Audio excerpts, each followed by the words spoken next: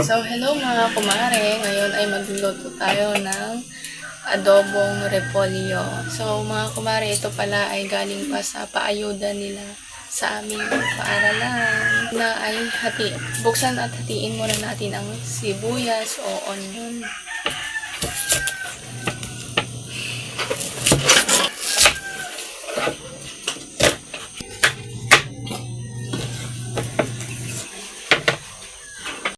So, mga kumare, sunod naman nating hiwain ang repolyo.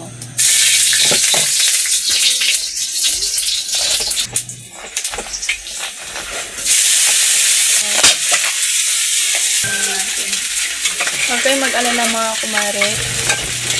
Kailangan ng hiwa. Ano pala? Pang-adobo yung hiwa na.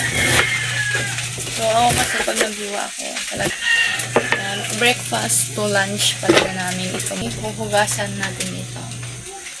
Pinatong huhugasan. So, mga kumare, sinalagay na natin yung palayo. Kailangan naman natin lagyan ng mantika. Mantika. Naman natin mga kumare ang sibuyas at bawang. Yan. Guys, kumare ang repolyo natin hiwa-hiwa.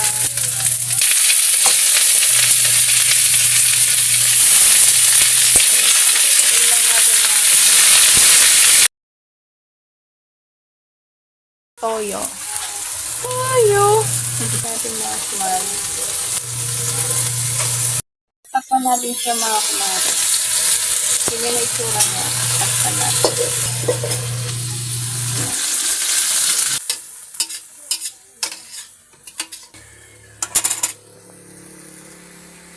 Mga kumare, ito na palang itsura ng ating adobong repolyo.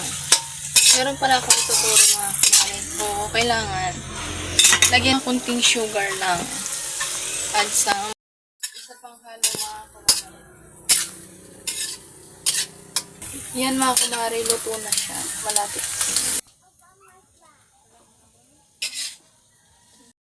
So mga kumare, tapos na natin naluto ang adobong repolyo. At meron na din tayong rice dito sa ating tabi. Yan, titikman na natin mga kumare. Kuha muna tayo konti, syempre. Titikman muna natin na ang kanyang lasa, kung masarap mga kumare, kung kumusta ang lasa. Kung anong lasa.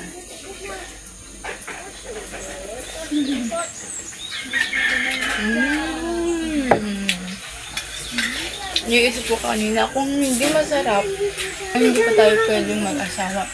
Pero kung masarap, pwede na. Pero masarap.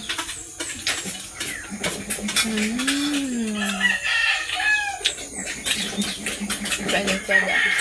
Yun lang, bye-bye!